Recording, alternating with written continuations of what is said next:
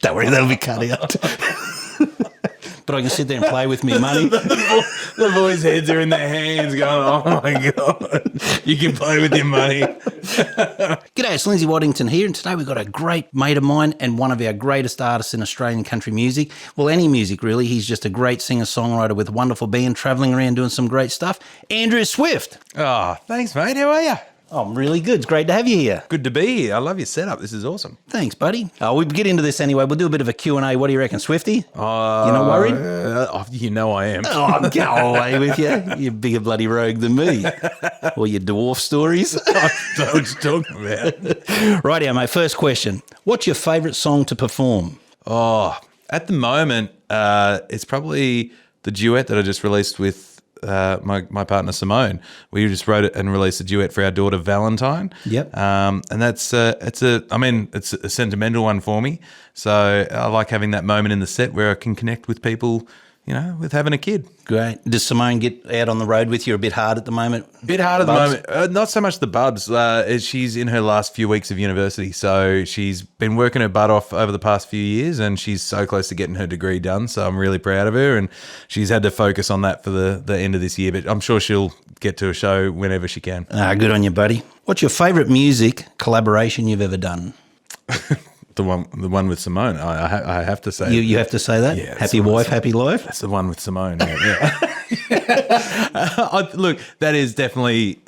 If I have to give a different answer, mate, because I've already used that answer. Yeah. I think the one that I did with Catherine Britt with Fire and Ice. Oh, yeah, was, nice. You know, that was my first collaboration in the country music world.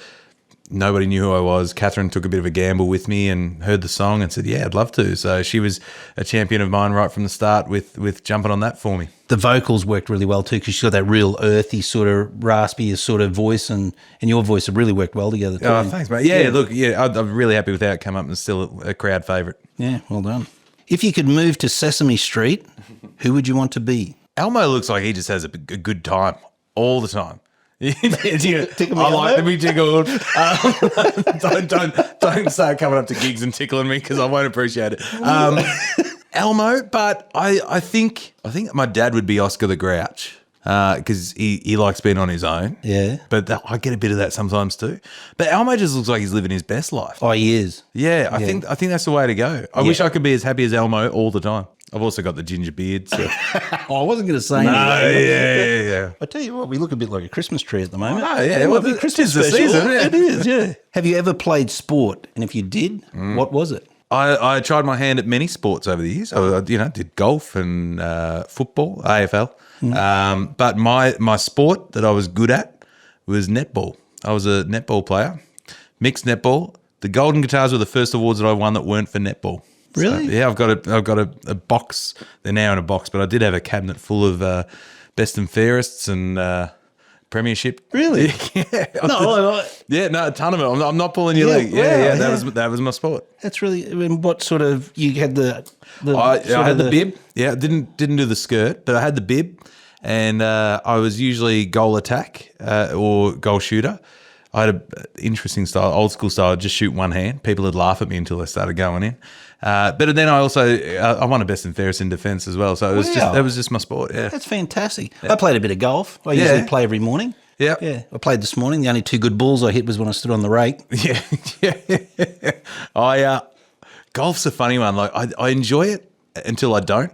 The more I play, the worse I get, because I overthink it, and then I hate it. Well, you have a shit day, and then you'll have a great day, and you think, I've worked it out. I hadn't played. No, well, on the opposite, I hadn't played in years, and I went out and played, and I was hitting amazingly. I'm like, I'm good at golf now. Okay, great. And then the more I played, the worse I got, and I was like, I just need to stop and not play for another 10 years. That's the one. Name your favourite children's book. I can answer this now because I've been buying a bunch of books for my daughter. So I Want to Be in the Zoo.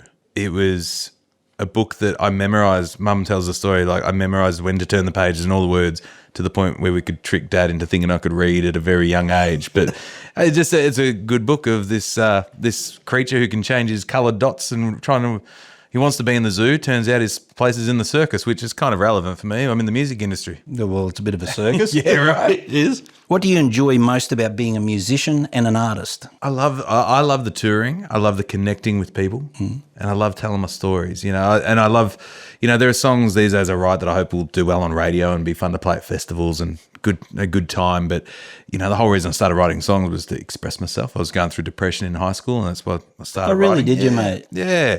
And that's why I started writing songs to get, because as blokes, sometimes it's not easy to talk to someone, and it's a bit of a pride thing. And I just found that was a great outlet for me. So there are still songs that I write for that reason, to express myself. And, I love seeing people connect with those songs because they can really relate. They're the heartfelt ones, And In an Andrew Swift show, do you do any covers, or you've got the show up to a level where you're doing your own? Yeah, no, we don't do any covers. We probably, Great. Yeah, no, look, that's every great. now and then we did a B&S ball at the end of last year, and we pulled out a couple of covers that I had to brush up on. But I did the covers thing for about 15 years, and it got to a point where it was ruining music for me. It was Going through the motions, not actually expressing? It was. I'd have days where I'm like, oh, I got to go play a gig, and that's not what you want, So I occasionally will learn if I really love a song. I'll learn one, but when it comes to the shows, I think we've got enough songs in the set to make it a solid set of Andrew Swift originals. Yeah, and I've got nothing against people who do the covers of the show either. And I think if there was the right song, there's been a couple of songs I'm like, oh, maybe we could do a cool version of this. Yeah. And there have been times over the years where we've played a cover in a song, but a cover in a set, but we've tried to make it our own little version as well. So yeah, beauty. You might do one. I had a song I did last year, went pretty good. It was called She Used to Cry on My Shoulder, Now She Just Sits on My Lap and Balls. Yeah. You might be interested in that. Yeah, mate. Well, that's different. That's not that. I guess that's a cover. But you knew her. Yeah.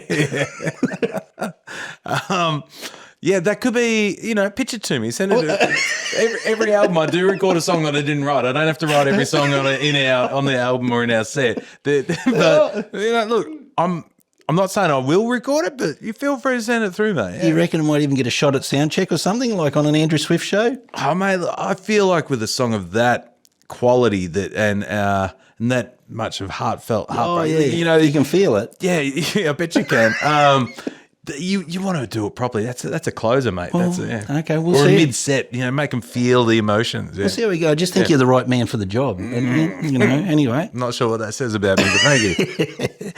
If you could have any superpower, what would it be? I think it'd be flying. Like I always had I loved those dreams when I was a kid, where you think you're flying and I loved it. I love it. I grew up with our family in aviation though as well, so we spent a lot of time in the air, and I used to have lessons and stuff when I was a kid, teenager. But I reckon flying. I think it'd be pretty cool. You're a talented bugger. Is there any instrument you wished you'd learnt to play?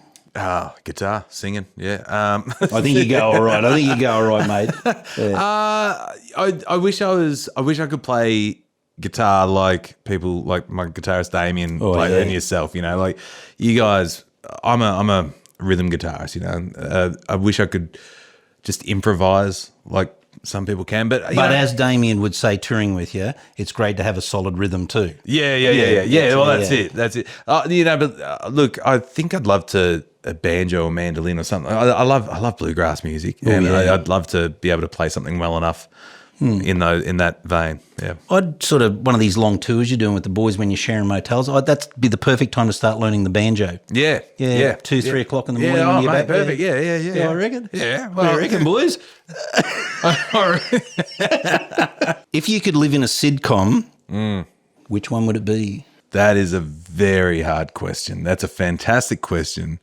But a very hard one because I do love a sitcom. I'm a big Seinfeld fan. I knew you were going to say that. I do love my Seinfeld. Brooklyn Nine-Nine seems like a whole lot of fun as well. Wow. Yeah. Look, definitely not Home and Away. No, there's a lot going on in that little bloody beach There's a lot town. Of drama. Same with Neighbours. Probably a bit too much drama. Yeah. But they're more your soapies rather than your that's sitcoms. True. Yeah. If we're getting on technical terms, we are. I'm going to go with Seinfeld. I think. Seinfeld. Yeah. There's also. I love the fact that the majority of their issues could be solved if people had mobile phones. True. And I love the fact that they don't have them. There's almost a simpler life. Who do you reckon you'd hang out with the most? Probably George cracks me up, mate. But I always had a bit of a thing for Elaine, so I'd probably try and hang out. Oh, with yeah, Elaine. yeah, that's fair enough. Yeah. The Kramer, you never know what you're going to get. Yeah. You're never going to know what you're going to get with Kramer. He's a wild card. What's the most Aussie thing about Andrew Swift? My dog on the tucker box tattoo. Yeah. That would have to be. Well, you have to show everyone that. That's a beauty. That'd be, I don't know, I'll show all the cameras. That would be the most Aussie thing about me. I mean, aside from the accent and the lifestyle. But if, they made me ambassador of the dog on the tucker box back in 2019. I was like, I better, most of my tattoos have a reason for being there. It's usually to remember something. And, dog on the tucker box went on there after that. Yeah. Bloody good. You got a few there? Yeah, a couple of stickers. You got any tattoos? Nah. Have you? Have you ever been mistaken for somebody else? And if you did, who was it? Yeah. Do you know Jono Keatles? No. So Jono is in the music industry in Australia. Yeah. He's it's the Australian rep for Big Loud Records, which is Morgan Wallen's label and stuff. Yeah. We get mistaken for each other all the time. Do you really? And not just in Australia, around the world. Like because he travels for work. I was recently in Canada. I got introduced to a radio plugger, a radio curator. He's gone, we've met before. I'm like, no. He goes, yeah, I had a gig in Toronto. I said, I've never been to Toronto. And he goes, yeah, are you messing with me? I said, no. He goes, you work at a label, right? I'm like, do you really think I'm Jono Keatles right now? He's like, you're not Jono? Like it was. Oh, that's spooky. And Jono, when he's in Tamworth, will message me with daily updates as to how many times people have asked him for a photo thinking it's me. Oh, no way. Yeah, that happens all the time. So Jono Keatles is I've stayed at his house and this is around the COVID times and his wife was on a Zoom call. I walk past in the background. They go, "G'day, Jono." I'm like, "It's not Jono." And then, why is this man who looks like your husband in your house? So yeah, it's sort of like I can remember when I was a kid touring with Brian Young. I actually dated two twins, identical twins. Yeah. And I had so many people saying, "How could you tell them apart?" And I said, "Well, Sophie had long blonde hair and Stephen had a moustache." What was your favourite song to write and why? I mean, once again, Oh Valentine was a great one to write because it was something Simone and I did together for our daughter. I think I've got a song called King of the Sky, and that was on my first album, and that was a very therapeutic song for me to write. I lost my uncle in a plane crash when I was young. I was extremely close with him. He was, I idolized him. He was my best mate, and because he was young as well. I was 9 and he was 25 when he passed away. Bugger. Yeah, and that was something that back then I probably should have had some therapy or something to work through it. And we didn't know. But it's it's something that affected me greatly in my life, and writing that song was a great way to process some of that emotion, and and I really get to belt it out in that song, and you feel that pain in that song. So that was probably a good one for me to write for that reason. Being on tour with the Wolf Brothers, a pretty rowdy crowd, and I started playing that song, and there were these people just singing it loud right from the get-go, and I lost it. I'm like, there are these people singing this song that I wrote for my uncle, and I was like, man, I'm so glad you guys are singing it because I can't sing it right now. I've lost it. So, what's the first CD or music you ever bought? You can say Wiggles if you want. No, it's not Wiggles. I believe the first CD I bought was The Real McCoy. Do you know The Real McCoy? Lovely. Yeah, it was a pop CD back in 90s, sometime in the 90s. Terrible these days, but back then it was. You were king. Well, I grew up with my mum pretty much. Like Dad lived up in the country. I got to see him on school holidays, so I grew up listening to Mum's music. Was he embarrassed to come back with that music playing? Yeah, pretty much. Yeah, he didn't want to move closer because it was too loud. But so I sort of grew up with Mum listening to the radio and whatever's on the radio, and even in school they'd have us singing pop songs for school production stuff or end of year concerts and stuff. So that was. Yeah, look, it took me a while to find some decent music. Oh no! But then, mate, I was right into Van Morrison at one point. I was buying every CD I could find. You're talking. I've got vinyl CDs. It was all about it. I don't know whether I could read this But, rightio. If you were the 8th dwarf, what would your name be?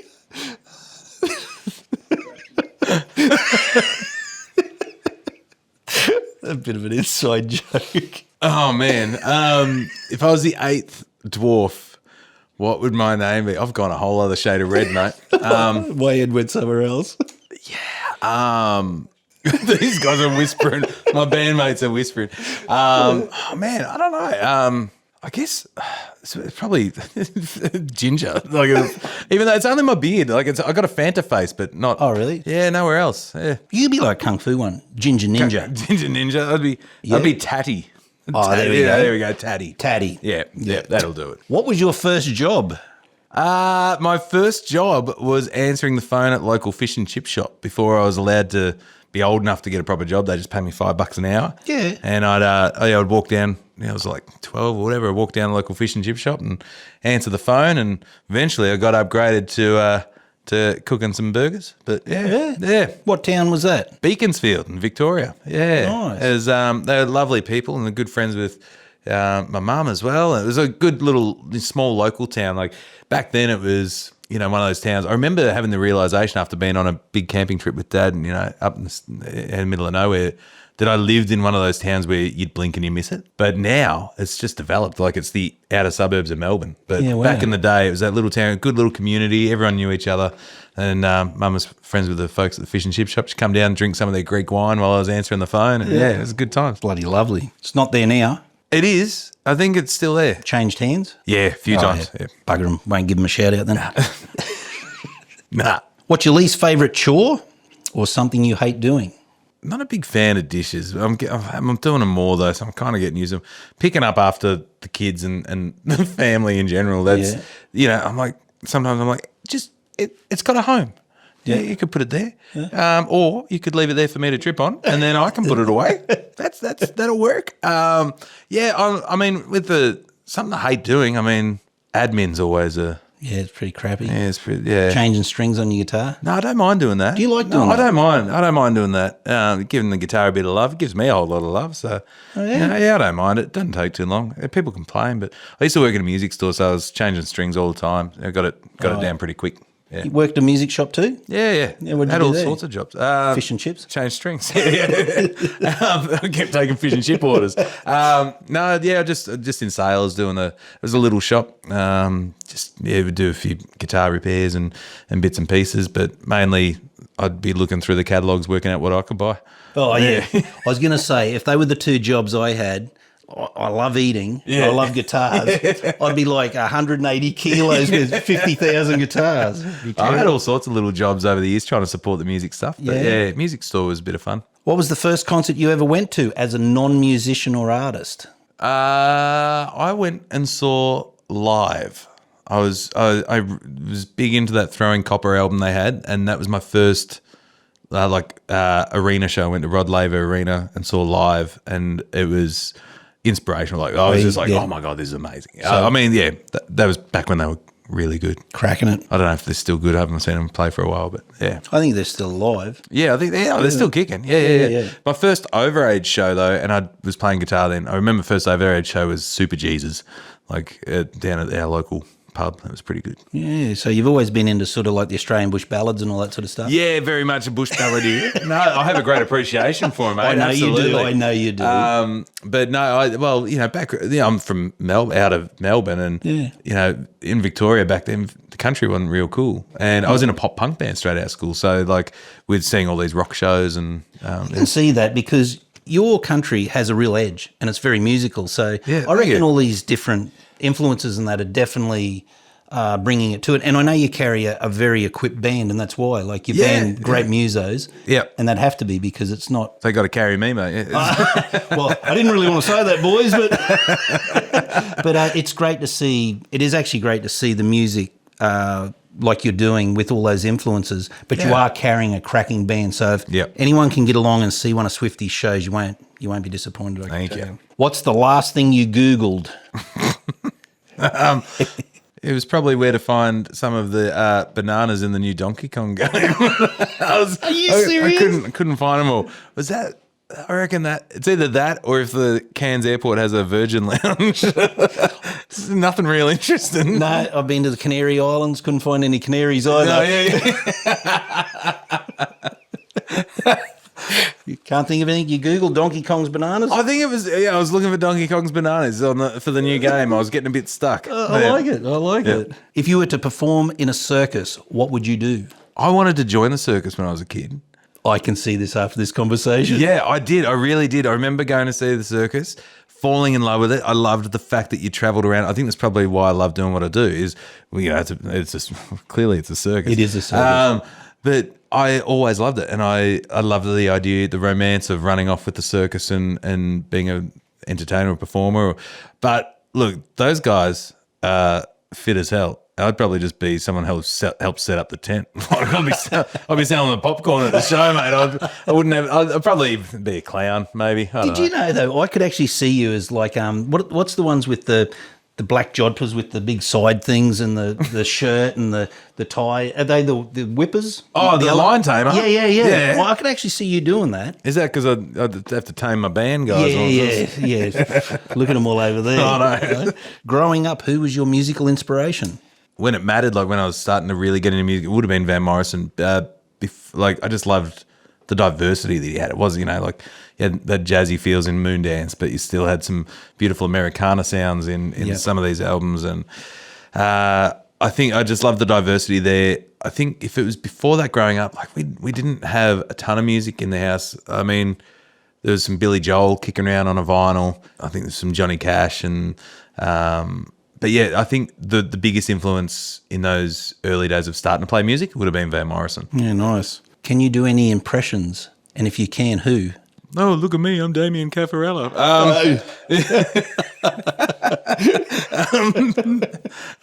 No, I don't. You know what? I can do it. I think I can do a Napoleon Dynamite. Go on, go. Yeah. Now I got to think. Tina, you fat lard. Come and get some dinner. Oh, freaking idiot. I sort of like that. Yeah, that was pretty average. We can do better. Yeah. So that's Caff, is it? Yeah. Oh, we have to play another show. Oh, I'm Damien Caffarella. I've got to get back to the studio, man. I've got a studio to get to, freaking idiot. I love it. He's actually got a cool nickname, though, Decaf. Decaf. How good's that? Yeah. What's your favourite song right now and from which artist? What's your latest one? No. Now we're talking. Let's go again. Keep this in. Pandering. Hold on. Hold on. Let's make it look professional.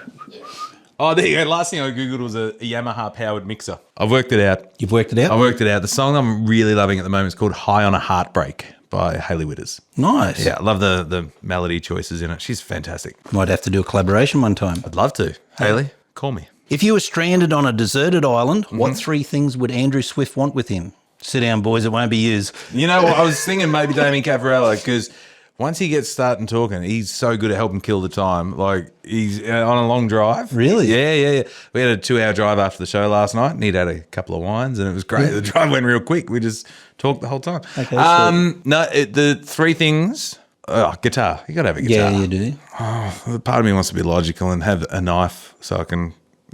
kill and eat. And Simone. I should probably have Simone. Poor Simone. Yeah. Yep. How are you going to fry her? That's the thing. If I'm stuck, you're stuck. Well, it's funny because we often joke that we're happily stuck. We've got a mortgage and a kid. We're happily stuck. Absolutely. Before going on stage, do you have any superstitions or rituals? Nah. I don't even warm up. No good luck charms? No. You don't even warm up? No. And people will tell me off for that. I've had a lovely Lynn Botel tells me all the time. She goes, "You got to warm up, Swifty." I'm like, I've never done it. Yeah. Mind you, we're starting the new set for this tour with a very big song vocally, so I might have to warm up. But no, I usually have just a little jack or two, and then ready to go. Loosen the nerves, and then away we go. Yeah.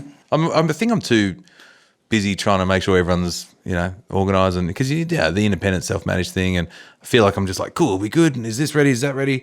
Is merch set up? Are we all good? I'm very, and then I'm like, oh yeah, I've got to play a show. Let's go. And then when you go to the merch tent, you can just sit there and sign because people are going to be lining up, mate. Your music is fantastic. I'm telling you. Oh, you're too kind. No, I'm telling you. What's your favourite food, mate? And do you have any weird combinations? I don't think I've got any weird combinations. I'm a chocoholic. I love it. I love chocolate, which is terrible, but it's so good. What's your favourite chocky? Doesn't matter? No, I just like a good old dairy milk. Cheese, lettuce and peanut butter sandwich. They go all right. Cheese, lettuce and peanut. Yeah, they go pretty good. If you like that, I don't think it's weird though, peanut butter, banana and honey. I've heard that, yeah. I've heard that's a good one. It's really good. When I was a kid, we used to have peanut butter and honey on sandwiches or toast all the time. Yeah. And in my head, the opposite, I don't know why my brain worked like this, but the opposite to peanut butter was Vegemite. And the opposite to honey was jam. I don't know why I worked like that. So one day I was like, Mum, I want a Vegemite and jam sandwich. I only ever asked for it once. Yeah, I don't know about that one. No. What's the last book you read? From cover to, I'm in the middle of 2 books at the moment, but I've been reading these books by Louis L'Amour. Do you know Louis L'Amour books? He's I don't read. No, yeah, it shows.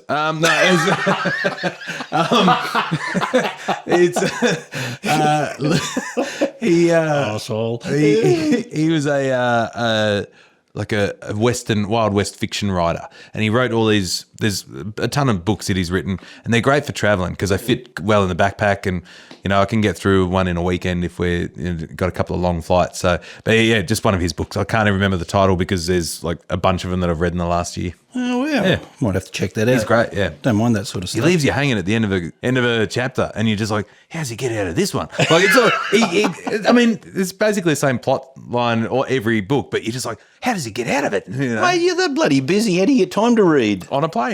Yeah. Oh, yeah, on a plane, or if I find it helps me get to sleep if I switch off the brain, if I get in someone else's world. Is it true that one of your hit songs got confused with another Swift at one time? Yeah, it's funny. I've only just started telling this story in some shows. Yeah. It is true. I have a song called The Question, and Taylor Swift has a song called Question, and they came out at similar times. Neither of them were singles, but I received a royalty statement at one point, and I was like, this seems unusually large. And I looked into it, and my song The Question had got like a ton of royalties. I was like, man, are people using this at their weddings? Because it's very much that sort of style song. And I'm like, is this have I done the Ed Sheeran, as Damien was saying? Have I nailed the wedding crowd? And I did the right thing because APRA look after us with our royalties. So I reached out to them. I said, look, this doesn't seem right. Would you mind looking into it? They came back to me and they said, we are so sorry. Those are Taylor Swift royalties for her song Question. And it was just the digital streaming royalties. And so they said, the good thing was they did say, hold on to it and just recoup it, which was great. I had to buy a bunch of vinyl at the time, so it worked out great. But then they use that same data to calculate the APRA awards. So I got an email going, congratulations, you've been nominated for most played country song of the year. I was like, oh my God, this is amazing. And I was thinking it was for You and Me and a Bottle of Whiskey, which was my single. And I look at it as The Question. I was like, here we go again. I was like, hey guys, any chance you guys use the same data? And they've gone, oh my God, this has never happened in the history of the awards. We have to recalculate who's actually nominated. So I could have kept my mouth shut and just kept the money and got myself an award, but I don't want it unless I've earned it. So I tell you what though, mate, it mightn't have been an aria, but you have won a couple of golden guitars, haven't you? Yeah. 3 now, which I'm very proud of. One couple back in 2019 for New Talent of the Year and Alt Country Album of the Year. And then in 2023, I was very, very fortunate to pick up Male Artist of the Year. So, yeah. It doesn't get much bigger than that in Australian country music, I can tell you. Oh, yeah. It was that one. It was a huge surprise. I had one nomination for the night, and that was it. And they read my name out, and Simone was sitting where you are. My dad was sitting beside me, and all three of us just sort of fell forward, the breath was taken out of us. And I leaned across to Simone. I said, I have to get dressed because my shirt was untucked, my vest was unbuttoned. I was like, I'm not getting up there. I'm trying to get dressed as I'm walking up the stage. Mate. But yeah, well done. Pretty amazing. You're doing some wonderful things in the music world at the moment. Thank you. Oh, I'm trying. I mean, no, you are. New album October 17th. So it's always nerve-wracking putting a new one out, as you know, and you hope that people are going to connect with it. But I mean, it's a new thing for me as well because it's a happy album. I'm happy in life, so that's definitely coming across, mate. And where'd you do that one? Did that one down in Tasmania with Matt Fell. One of our greats. Oh, he's fantastic. Yep. So we've done 4 albums together now, which is crazy to think. Mm-hmm. But yeah, no, I love that he's moved out of Sydney and he's down in regional Tasmania. You just sort of get lost in the beauty of it down there. Get more of a relaxed vibe recording, you reckon? Absolutely, yeah, absolutely. Yeah. Oh, look, I'm not a big fan of cities. So when he told me he was moving down there and that's where we'd be recording, I was like, oh, all right. If I have to. It's the best. I love it. That's really great. Well, I know the album's going to do well for you. And is it out on hard disc? Because some people only put it out on digital now. So you've gone... mate, yeah, we go CD and vinyl. Vinyl, Yeah. We've got a lovely transparent emerald green vinyl this time around. Yeah. Not dissimilar from your shirt, mate. Oh, I like it. Yeah. I like it. You haven't got sweat stains in the corner like the shirt? No. You got to pay extra for those, mate. I got to tell you, jump on, make sure you don't just download it, get along and buy one of the physical copies because you find out all the great things, who wrote the songs, who played on it. There's always treasure troves when you actually buy the physical copy. Absolutely. I mean, there's extra photos and stuff, but and the artwork, I've got a fantastic designer, so he always does a great job. But one of the things I always do on my physical copies is I thank the people who bought the album for taking the time to read the names that have helped make that album become what it is. So, that's great. The guitar, the musicians, guitarists, drummers, bass players, the producers, the songwriters. For me, I always loved going through the booklet and seeing who was involved. So, yeah. So where can they get them, Swifty? So you can get them at all your favourite music retailers. Even some of the ones you don't like will stock it. Silly Sollies, Fairtington Bargains. Yeah. Oh, no, you don't sell them there? They might do. I don't know, mate. Otherwise, on my website as well. Yeah. So I'm not sure when this is going out, but if you pre-order the album, you actually go in the draw to win. Pre-order it from me. You go in the draw to win a free house concert. Fantastic. And a Martin backpacker guitar as well. So really? Yeah. Good on you and good on Martin. They're good people. Wonderful. And I've got to tell you too, I know times are tough. They'd be great prices what you're selling them for, but if you can't afford it, just get onto my website. We've got burnt off copies, just pirated copies for $5 each. Yeah. And all the credits just say Lindsay Waddington. Well, I tell you what, we've been talking with Andrew Swift and some fun there, I can tell you. Get along to his shows. There's a lot more fun. Great band, great songs, great music. He's got great merch. Make sure you get along and support him. He's one of our leading artists in Australian country music. Thanks, Swifty. Thanks so much, mate. It's great having you along, buddy. It's been an absolute pleasure. Thank you.